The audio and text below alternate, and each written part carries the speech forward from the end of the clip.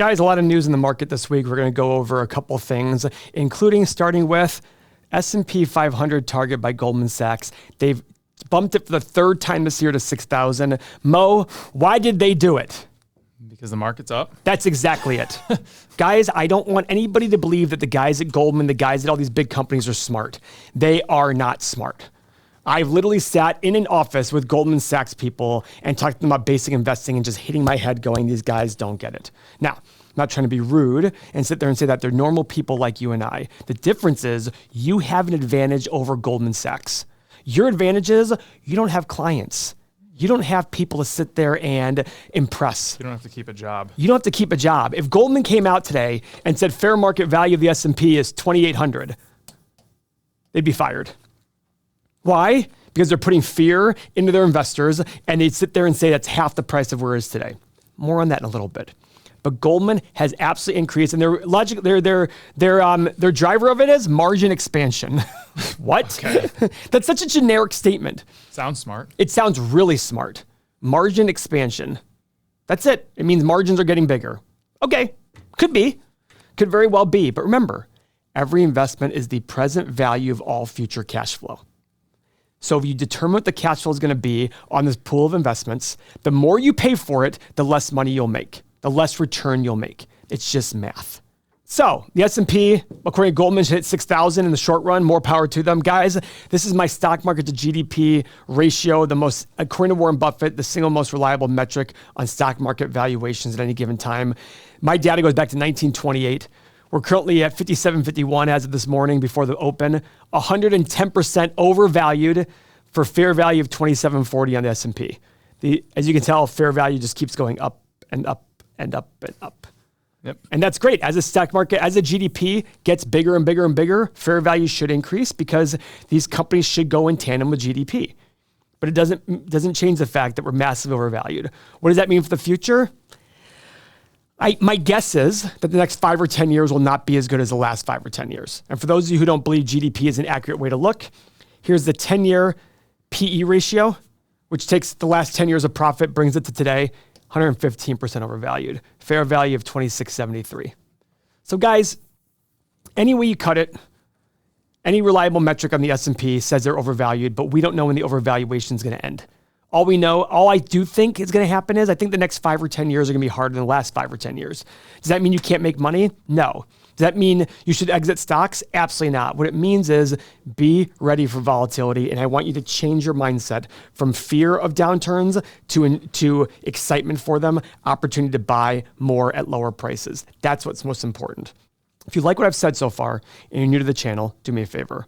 Subscribe to the channel.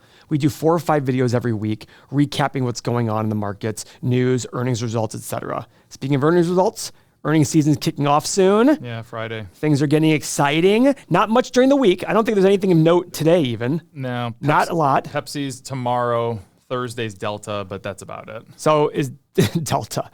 And then Friday is big. JP Morgan, Wells Fargo, BlackRock. Oh, so a lot Bank of big. New York Mellon, all the banks start reporting. Okay. Yeah. And then next week is probably big.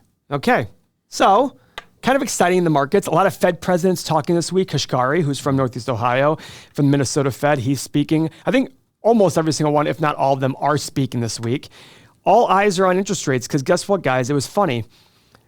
December of 2023, everybody expected 7 interest rate cuts this year. We've had 1. It was a big cut, though. Yeah. 50 basis points. Or as if you want to sound smart, you say 50 bips. Bips. But or bips with a Z, you sound really cool. From now on, when somebody says bips, you gotta be like, is that with a Z or an S? The key here, though, is what we want to repeat is look at how much the interest rate cut discussion changes from week to week. 50 basis point cut recently. Everybody said another one coming soon. And then all of a sudden last week, job report comes out. Jobs were through the roof awesome. So that what was the comment? Well, maybe we won't have as many interest rate cuts. Yeah. That's my screen right here. 1 week ago. So let me go currently. Currently, there's an 18.5% chance that we don't cut rates. Now, 81.5% chance that we cut rates by 25 basis points. Nobody's thinking that we're going to go 50 basis points, right. bips. 1 week ago, nobody thought that we were going to keep current rates. So now it went from 0% to 18.5%. 65% said that we were going to cut by 25 basis points. 35% thought that we were going to cut by 50 basis points. Like, the shifting is crazy. Even yesterday, 1 day ago, Friday, sorry, 2.6% said that we were going to stay the same. The whole point This is insane. Nobody has a fucking clue. Nobody knows. Nobody has a clue. It's totally insane. This is why on this channel we try to teach a smart way of investing, which is kind of a bottoms-up way of investing, which is find good companies, pay good prices for them. Does that mean they're not going to go down? They absolutely will go down. At some point, it's almost impossible to find the bottom of a stock. But the key is, as it goes down, you buy more. You sit there and say, are the fundamentals still the same? Are they even getting better? Yeah. And you buy more. Remember, in any recession, fundamentals in a lot of companies are going to get worse. So even when fundamentals get worse, this is why we encourage margin of safety. Because if they get worse, you have to sit there and say, yeah, but it's because of a recession and it's a temporary hit. Mm-hmm. Every past bear market looks like an opportunity. Every future one looks like a risk, as Morgan Housel says. By the way, speaking of Morgan Housel, I was on my honeymoon and I met a great guy from Arizona and I sent him Psychology of Money. Oh, nice. Yeah, so he's going to start reading it. He's 65 years old and he's excited to read it. But the point is, it's an absolutely incredible book that you must read. Yeah. It changed the way in which I invested, and I wish I had this book 10 years ago to read, because I think I would have been a lot richer person today. I'm not exaggerating. Yeah. I would have been a lot different today. Yeah, I love his other one too. Same as ever. Great book as well. So that's where we stand on the Fed. The Fed is going to do something at some point. And as generic as that sounds, that's what I want you to remember. Nobody's ever right on these things. I still chuckle when we do a live stream or I get message on Twitter. And by the way, I'm very active on Twitter. Follow me at EMPaulG. I'm very active. I like doing polls. I have over 5,000 tweets in a 2.5-year period. But I love when people say, Paul, what do you think is going to happen with this Fed rate cut? What do you think stocks are going to do? I have no clue, nor do I care. All I hope and pray for is the companies that I know and love fall in price. I don't care what the reason is. Just fall in price. That's the mentality I want you to have. I want you to be like our other community members and our other software members who get excited for red days. And by the way, we have a little bit of a red day today. The markets are down a little bit today. 0.5% on the 0.4% on the NASDAQ. Oh, Generac's up 8%. Son of a bitch.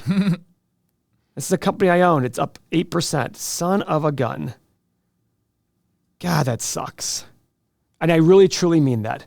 God, that sucks.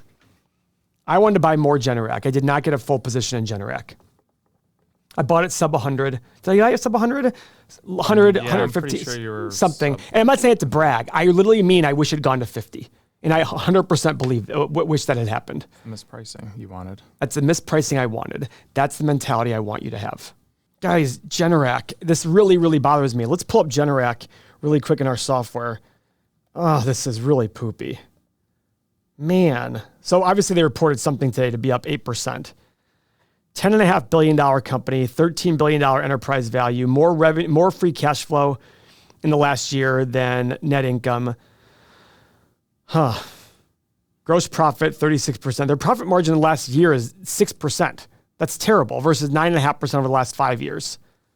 Look at all-time high here. 525. 52-week low, $80 a share. I definitely bought it below 100. I know that for a fact now. I remember you did. I don't think it's worth, well, maybe. The price of free cash flow is 20.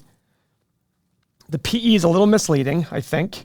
The current PE, because I think the 5-year free cash flow and 5-year PE, 35 and 31 are probably more accurate. But at some point, that means it was selling for under 15 times for a great, great company with a great brand. Yeah. What else you got out there, Mo? 2 and the 10-year Treasury yield are about the same.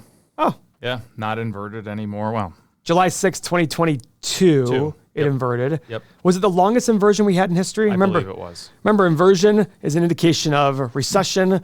Who knows? Maybe for the first time ever, it was different this time, and we didn't have the recession. Yeah, the 3-month yield is at 4.64, which is incredibly sad because I enjoyed 5.5%. I did enjoy 5.4, 5.5%. Yeah. And, my mortgage rate's 4.25. And, I'm coming into some money soon, and I talked about paying off my mortgage. And maybe it's more incentive to do so if rates stay lower. Let's see. United States. Okay, 30-year fixed is sitting at 7.07%. The 30-year fixed? Yeah, that's in Ohio. Huh. Let me just click Arizona. 7.184. Let's Let's see, California, 7 point. Okay, so it's about 7.1%. So the funny thing is, I hear that, but then I talk to like local mortgage brokers, and they're all like way lower. Way lower. Yeah. Way lower. That's what I'm not getting. Are they including like subprimes? I have no idea. Maybe. Like literally, I'm like, no, I'm hearing like 6.25%, That's what I'm hearing 6.5%. too. Yeah. Very interesting. Yeah. So anyways, guys, again, reminder, subscribe to the channel, like this video, comment on other videos you want to see in the future when we do updates, and we do 4 or 5 videos each week. Thank you for your time.